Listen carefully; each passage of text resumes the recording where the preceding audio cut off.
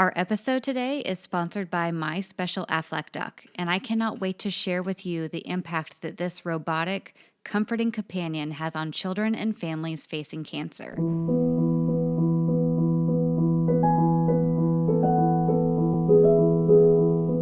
Hi, and welcome to the Child Life On Call podcast. When your child is sick, the whole world seems to stop in its tracks. Plans and priorities change, and your number one job becomes figuring out how to get your child well again. For some of us, rest, medications, and relaxation can do the trick. But for others, it takes more. It takes countless doctor appointments, invasive medical testing, therapy, surgeries, the list goes on, and then you still may not have all of the answers or results you were hoping for. This podcast features parents of children that have an illness or medical condition and gives them a place to share their own journeys and experiences. We will talk about the ups and the downs, the highs and the lows, but one thing seems to remain the same. Children are resilient and teach us more about ourselves and the world than we could ever imagine. Thank you so much for lending a listening ear and opening up your heart to these families and this podcast.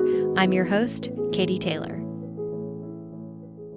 Looking back, I wish from the very beginning that I would have allowed people to be there for us. I would often feel so guilty, like I don't want anyone else to be inconvenienced or, have to do these things. And people want to help and they want so desperately to do something. Hello and welcome to the Child Life On Call podcast. You just heard from Nichole, mom to Chase, and we will get to her interview in just a moment. If you're joining us for the first time, I'm Katie Taylor, a certified child life specialist, and our goal at Child Life On Call is to provide parents of children with an illness or medical condition a safe place to share their stories and connect with one another. Being a parent of a sick child or a child with medical needs can feel incredibly isolating, so we're grateful that you are now a part of this community, either just to listen, to share, or to understand. In a few moments, you'll get to hear me speak with an amazing mom, Nichole. Her son is Chase, and he is a Lego and pizza-loving 6-year-old who has happened to be fighting a rare form of cancer, Langerhans cell histiocytosis, since he was just 4 months old. Joining my conversation with Nichole is also Chase's child life specialist from Lurie Children's Hospital, Sara Stewart. One of my favorite parts about the My Special Aflac Duck is that we know that play is the natural language of children. It's how they process emotions, no matter how joyful or difficult those feelings may be. It's how they learn. It's how they understand their environment. And before My Special Aflac Duck was in the hands of any patients, the creators spent over 18 months of research and development, making sure that this robotic companion could help kids with cancer get through difficult times. My Special Aflac Duck helps children understand their feelings, match their breathing, and is able to provide constant comfort during procedures and even just being in the hospital. Just like the My Special Aflac Duck provides a companion to children, though, we also understand how important support is for parents, too. Finding someone who understands the highs and lows of your journey can literally lead to so many benefits, and not just for parents or siblings or grandparents, caregivers, whoever loves this child that's going through this illness, those people need support too. So while community is a broad term and it can refer to the town you grew up in and your neighbors down the street, it can also describe a group of people that you may have never even met before. Despite not knowing these people actually and literally, we want you to know that they do exist and they have walked this road before. This is your medical, parent, grandparent, caregiver community. The people in this community, they understand the words you say before you say them, and they actually understand the silent times too, the words that you're not saying. I once heard a mother of a child with pediatric cancer say, "It's nice to not have to talk about the elephant in the room, cancer, because we all have elephants. It's like finding your people." But I would guess that for most people, if you have a child with cancer, finding someone to confide in all of your actual fears and worries and your joys and your sorrows might feel like an enormous task. With what little energy you probably have left in your body at the end of the day, how are you supposed to muster the strength to then go out and make friends? It just doesn't seem like it's a system that's going to work. Meeting for coffee or picking up a phone call to call a stranger are probably just not techniques that are going to work in this situation. But rest assured that there are some other things that you can do that do not require a lot of energy. They don't require a lot on your part to be able to find this community. We can help you find them. Let's start small. I recommend listening to a podcast like this one, Child Life on Call, and there's so many others out there, like Living with Anxiety, and just listening to other parents tell their stories. It's a passive way that doesn't require a lot on your part. You can start, you can stop, you can skip, you can listen to the story again. You can decide what it provides to you and decide to move forward with listening. If it's a time that feels right to listen, do it. If it's a time that you can't take anymore, don't. You get to be in charge of when you listen to this podcast. Another thing you can do is then work your way up into engaging with a social community on Facebook or Instagram. Simply type your child's diagnosis into Google or Facebook or another community group like Instagram. You don't have to join in or ask questions or even read every single comment, but you may be able to see that other people are asking the same questions, having some shared experiences, and may be able to give you some support that otherwise other people can't. With that said, though, I do want to express a little bit of caution. When you join a social or community group, it's really easy for people to get caught up in what everyone else is saying. Some people may want to focus on the worst case scenario or maybe share some medication recommendations that aren't right for you or your child. So when you are on these groups, know that they are a great tool, but it's okay to prioritize a group that has respect, prioritizes rules, and overall is just a group that has a lot of kind people that are there to support you, not there to scare you. I've also talked to other parents who have simply not known where to start in terms of getting with a community group. They've gone onto Instagram and they start looking up hashtags. So hashtagging something that is really specific or maybe a symptom or the hospital that you're in, that's another way to connect with families. And finally, I recommend just asking the staff at the hospital where you're being treated if there's any other patients or parents or caregivers who've expressed a want to get to know other patients. I think because it is COVID and we're not able to connect a lot in the playroom or in the cafeteria with other people, it's okay to ask your staff and just say, hey, if anyone brings up wanting to get to know another family, I think we're ready to meet some people. You don't have to ask them to set you up on a blind date, but you can say, hey, here's my email or here's my Instagram. And if another parent is asking to meet someone, please tell them that I'm someone they can reach out to, or vice versa. If you can find someone for me that you think would be good, that would be awesome. I also want to say that it's okay for people in your medical community to not have to be going through something medical. If your best friend doesn't have a child going through cancer, it doesn't mean that they can't empathize and listen. They're your best friend for a reason. And so chances are they'd be more than willing to listen or talk, and it's okay to set ground rules with them. If you want to look and say, hey, let's go grab some coffee and I cannot talk about cancer, and it organically comes up, they're going to be okay with that.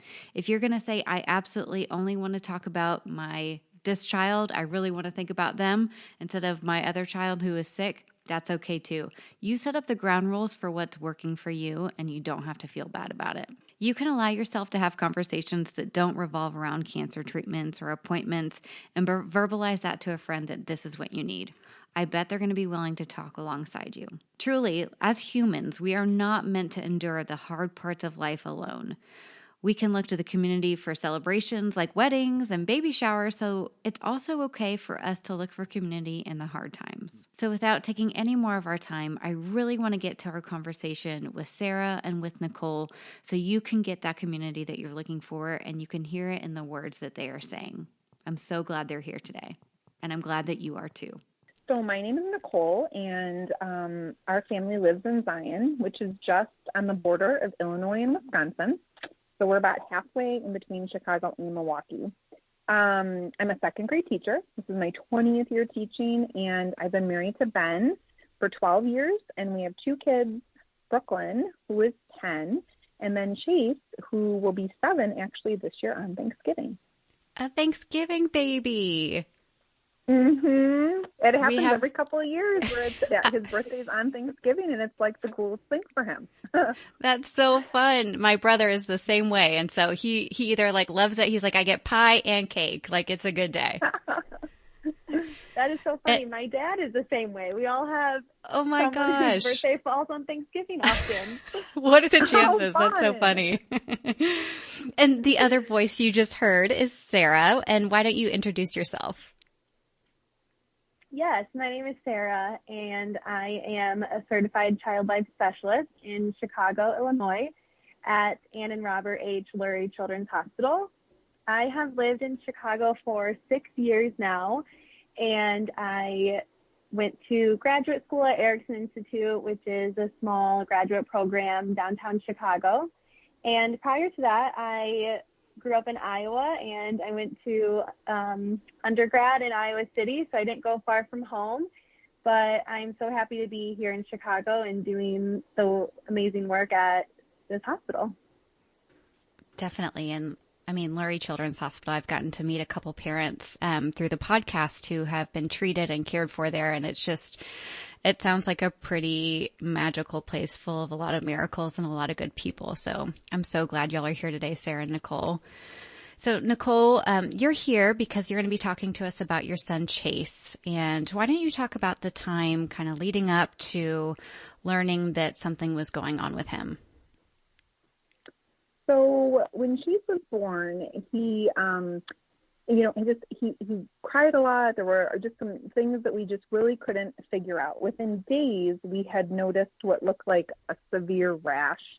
And, having already had one daughter, I had some ideas of, miracle creams and things we should use and the famous butt paste and all of these things. And so within those first 4 months, we visited the pediatrician and we tried all of these cream suggestions. I went on a million blogs, and it just, nothing was working. It seemed like a puzzle. And so finally, after 4 months of just dead ends and him being so uncomfortable and sad and just so many different medical issues, they basically said, it's funny you said magical place, because our pediatrician said, I'm sending you off to Oz where they have the answers. And I was like, what are you talking about? And she was referring to, Ann and Robert H. Lurie Children's Hospital. And so the funny thing was, I truly thought in all of my, Google research of myself that we would be there a couple hours. They would tell us, that Chase would have like eczema, psoriasis, something of a skin nature, so our appointment would be kind of quick. I only packed a few diapers in my bag. He was only 4 months old. I had no idea we would end up being there all day. And it's kind of a, still you can go back to that exact moment when I sat there and, he had only seen Chase for a few minutes. And he looked at us, the doctor at the time, and said, I'm just going to have you talk to my really good friend on the 18th floor. And at that time, I had no idea what number 18 meant. But then he proceeded to say, she's an oncologist. And I remember sitting there in that moment, and he kept talking. And I remember not even hearing what he was saying, because oncology, all I could think of is that's cancer, right? Well, no, we're here. We're in it. We're in the dermatologist office. Like, there's something just wrong with his skin. Like, what's going on? And it was not what I or my husband was expecting at all. We didn't even have enough diapers to make it through all these appointments that day because we really just did not know. What we thought would be something on his skin actually turned out to be LCH, which happens when there's too many white blood cells that accumulate, and those eventually cause like a disruption to the tissue, which make lesions. So all of the stuff on his skin wasn't a rash. It was actually all of these white cells manifesting in very painful sores and things all over his body. And eventually those, if they're untreated, can lead to tumors, et cetera, which is why we were referred to the oncology floor. And to be quite honest, there are days where I still don't wrap my brain around the fact that we even go to the hospital as much as we do, or that it's now been 7 years and we really aren't even done with this yet. So yeah, it's an interesting place to be. Yeah, I think that's incredibly common. It's too big to really wrap your brain around. And so I've heard a lot of parents say very similar things to that before. Well, that is quite a journey. And now he's 7 years old and you guys are still in and out of the hospital. Is that correct? We are, and he is still in treatment. He's on a new chemotherapy protocol. And the unfortunate part is actually just last week we we had been going in the right direction. We're finding out that, the chemotherapy was working, and actually just last week we got the newest results that it wasn't what we had hoped for. So we're kind of back spinning our wheels, wondering what will happen next.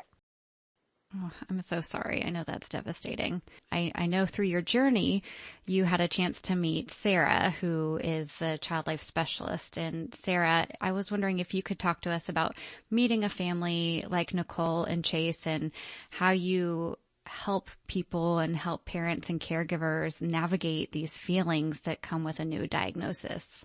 Yeah, absolutely. So I remember the first time I even heard of Chase and Nichole was from the child life specialist who supported Chase during one of his, I think it was an MRI or maybe an X-ray. Unfortunately, Chase had a terrible experience in that area previously, and so coming back, he was experiencing some trauma, going back to have that same procedure done, and the child life specialist down there did amazing work talking with Nichole beforehand on what Chase likes and how they could make it more comfortable for him, how they could make it more safe, child-friendly, and helping give him control so he felt like he was a part of this rather than he was coming here and we were doing these things to him and he had no say or no part of it. So fortunately, that experience went really well for him that time. And then she provided some handoff to myself and my colleague who worked in hematology oncology. And I remember meeting Chase for the first time in one of our 18th floor clinic rooms. He had his pickle Band-Aids with him. He, Nichole is amazing in helping find the fun things to bridge what Chase likes and is what Chase is comfortable with at home and outside of the hospital to the hospital. And then Chase did need a port for his treatment this time. And so I believe, Nichole, he had a port when he was a baby in his first round of treatment, right? Yes, he had around 2 years old. So this was, going back in. Mm-hmm. Yes. So we provided support for Chase on what his port access would be like. He struggled a lot, as many 4 and 5 year olds do, with multiple pokes, IV pokes and blood draws. And port is very different than a blood draw and an IV, but it still does involve a needle. And so doing a lot of education, sensory information on what the experience will feel like, giving them choices and control on the steps and who they want in the room, do they want to sit on one of their caregivers' laps, giving them as much control as possible, because the one thing they have no control over is that the port has to be accessed at the end of the day.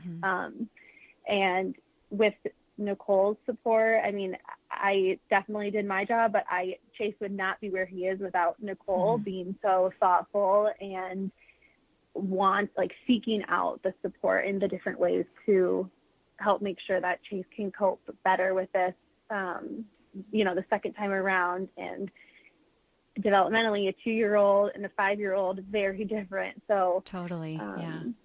That's when I brought in My Special Aflac Duck, and Chase truly lit up. And I remember Nichole was talking with either the physician or the nurse practitioner, and Chase kept poking her and like, "Mom, look at this," and showing her the medical room, the clinic room. Like, the duck had his own IV pole, and Chase could give the duck medicine, and then Chase was taking the duck to outer space, and it was amazing.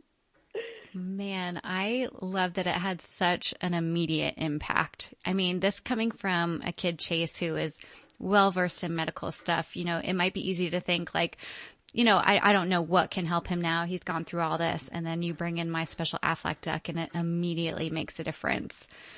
Nichole, can you talk to us maybe about what that first experience was like too, and some of the benefits it's been able to bring to him during his journey? Well, I have to be honest that when we were told that we were going to need to do chemotherapy again, my first response was, that's not happening. Not because I didn't think it should happen, but because I'm thinking I lived with him during the first, 12 months of doing that. And it was a wretched nightmare, like just so much biting and screaming and everything. And Sara, who is a miracle worker, God bless every child life specialist out there. I went to her and I'm like, I need your help. And she was like, I have this duck. And I'm like, okay.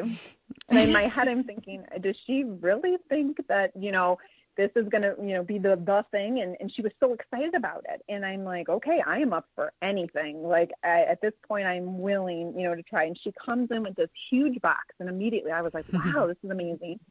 And it was just as Sara explained it, just an instantaneous, it was not only a distraction for that first visit where we were going to have to access the port for the first time, but it was also just this exciting new adventure. And, I'm trying to like get the information from everyone in the room, and he keeps poking me, and my duck's eating and my duck's going to outer space. And I'm like, Chase, okay, I'm trying to like listen. And Sarah's like, okay, Chase, tell me, and, my husband's trying to set up the app right away. And so it's just this incredible little furry thing that he was able to use, to really explain how he was feeling. And like Sara mentioned, the My Special Aflac Duck is able to mirror, what they're going through. And then they have these cool, like little emoji things you can put on their belly. And the duck is, reacting whatever the emoji is. So if it's happy, it's quacking happily. And, if it's sad, it doesn't, sound very happy at all.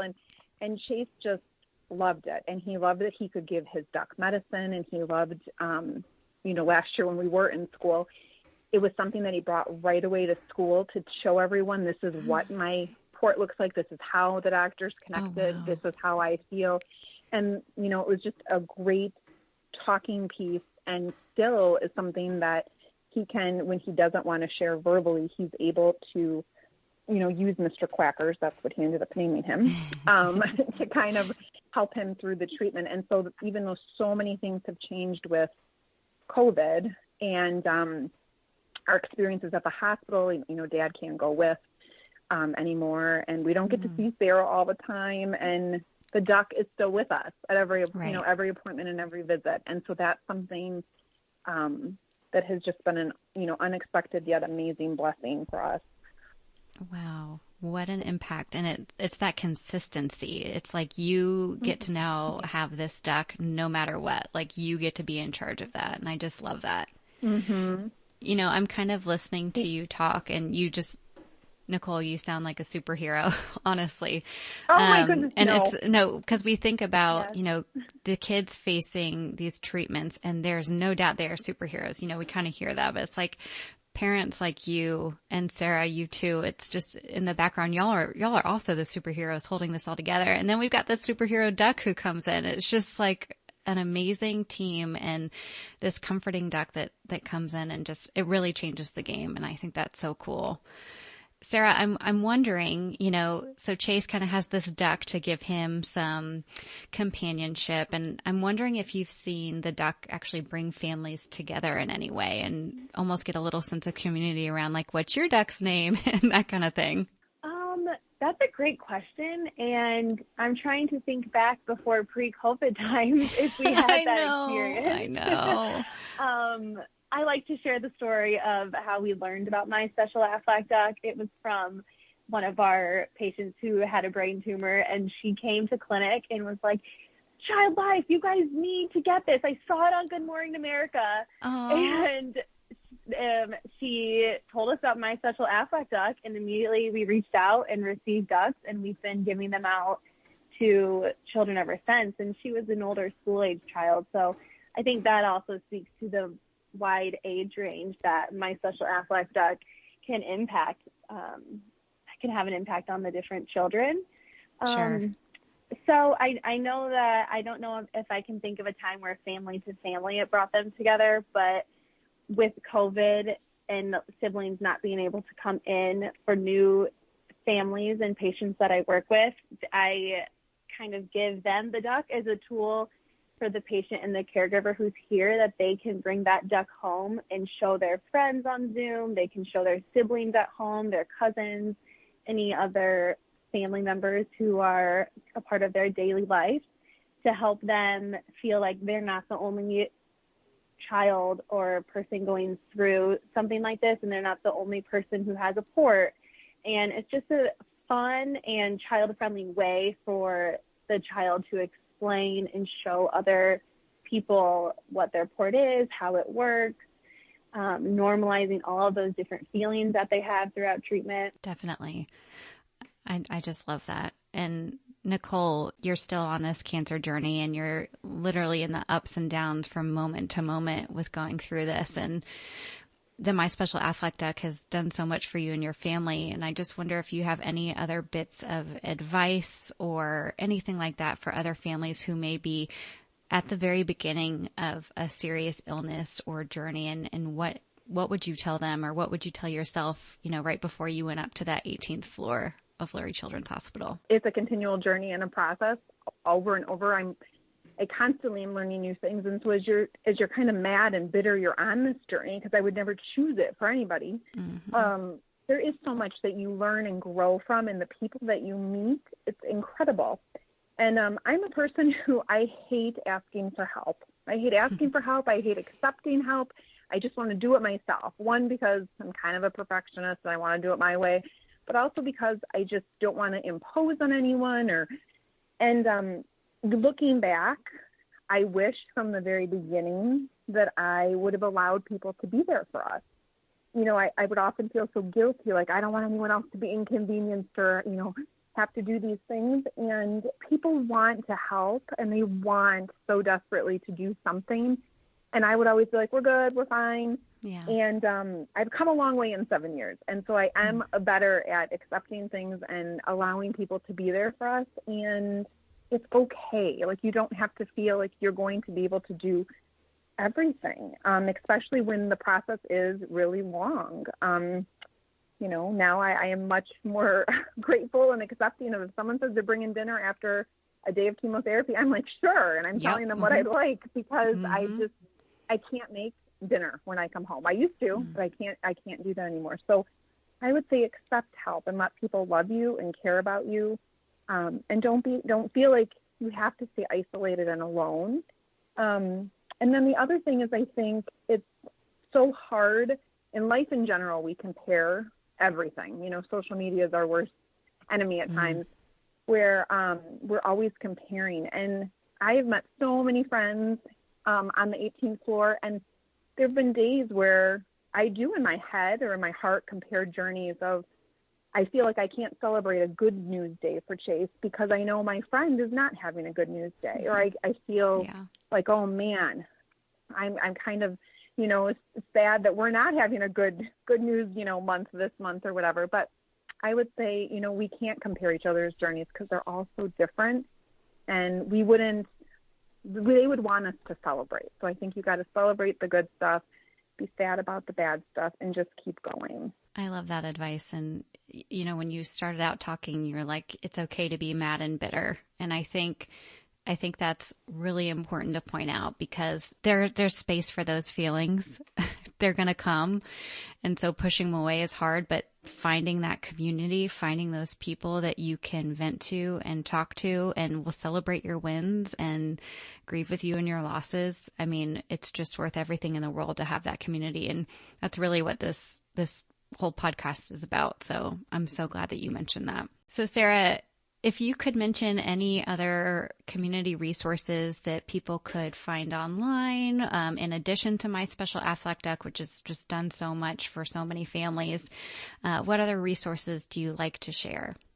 Oh, yes, absolutely. A few resources that I've recently started using a lot are, it is a workbook journal that has 5 different crayons in the front, and I believe it was made by the American Cancer Society, and it's called Because Someone I Love Has Cancer. And why I love it so much is it's very vague in the sense that it doesn't focus on a specific cancer diagnosis, and it's multiple pages of different therapeutic ways to express how they're feeling, how they're coping with this. I would love it because some of my patients don't have siblings, or their siblings might not be an age appropriate for this, but they have cousins who they're really close with, or a best friend that they're really close with. And it's just so general, but so thoughtful in how the activities were created. So that's one of the resources I love to provide. And then just books, different books in general. There have been a lot of books that have been published over the past year, it seems like even. Oh, so another website that I really love is Imaginary Friends Society, and it was actually created by the Pediatric Brain Tumor Foundation.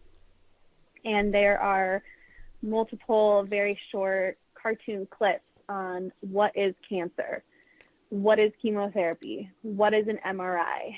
So although the Pediatric Brain Tumor Foundation created this content, a lot of the videos are relatable and interchangeable for multiple different diagnoses. I love that. That's such great resources. Thank you so much for that. And I'm like you, like if I can hand out a book or recommend a book, like bibliotherapy is where it's at, like adults, kids, cousins. Yes. It works for so many different people. Nichole, what you brought up of the two pieces of advice that you would share with other parents and families are two things that I hear from almost every single family that I've worked with. And I think hearing your perspective now, 7 years later, just gives me more of like the confidence to share with families that this is how many of our other families are feeling. And, you know, after they've been through it so long, something they encourage other families to do is really accept that help. And in the beginning is one of the times you really need that extra help and love and support. And now with COVID and life in the world on top of everything right now, that's even more important. So I appreciate you sharing that, Nichole. Sure. And you know what? I remember that, you know, when we first started at the hospital, Chase was so little, 4 months old, and we didn't obviously have really child life involved in our case because he was a baby.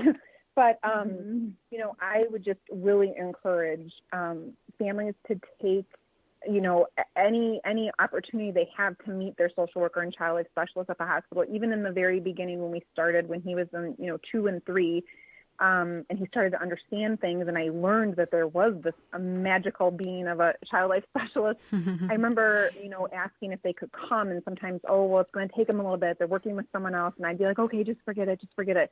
And it wasn't until I met who, Sara was mentioning on another floor, and then we met Sara, and I'm like, I want them there every time. Can I book them in advance? Like, let's have it.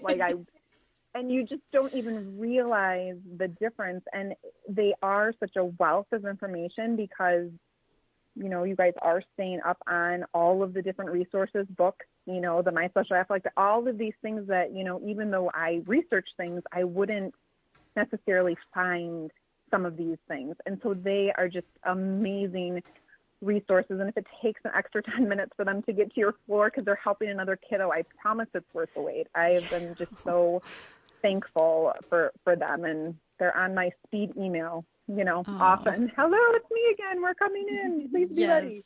So, well, Sara, that's such a testament to the whole Child Life team. Yes, is that you can Google and Google and Google and find different resources, but not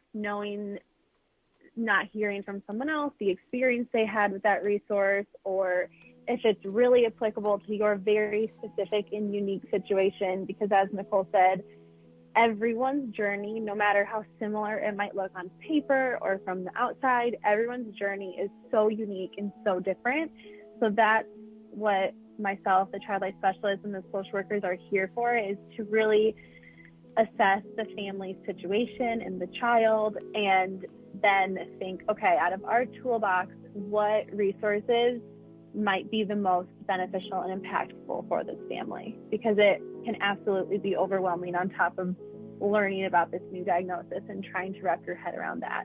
Totally. I love that. It's like, let the child life specialist and the care team do the researching and the Googling and all that. You have enough going on. Let us assess and then cater exactly what's meant for you. And I think that's really helpful information too. Thank you so much to Sara and Nichole for sharing your personal and professional experience. And thank you so much to Aflac for this really special episode. I just can't say enough good things about the My Special Aflac Duck. Y'all, this duck is more than a stuffed animal. It literally has lifelike movement with a calming heartbeat and breathing vibrations. Removable skin can be washable. There's a separate child life specialist care kit. There's an app that goes with it. If you'd like more information on the My Special Aflac Duck, you can go to aflacchildhoodcancer.org and sign up for the Do Good newsletter to keep updates about what's happening with My Special Aflac Duck. And always, I'm just so glad that you're here. Please rate and review the Child Life On Call podcast. It makes it easier for other parents, professionals, caregivers, siblings, cousins, grandparents to be able to find the Child Life On Call podcast, especially this episode that talks a lot about the importance of community and not staying isolated. So thank you so much again to Aflac for this wonderful episode, and I hope you all have a great holiday season, and I will see you back here again soon. This podcast is for informational purposes only and is not a solicitation for insurance. Aflac includes Aflac and/or Aflac New York.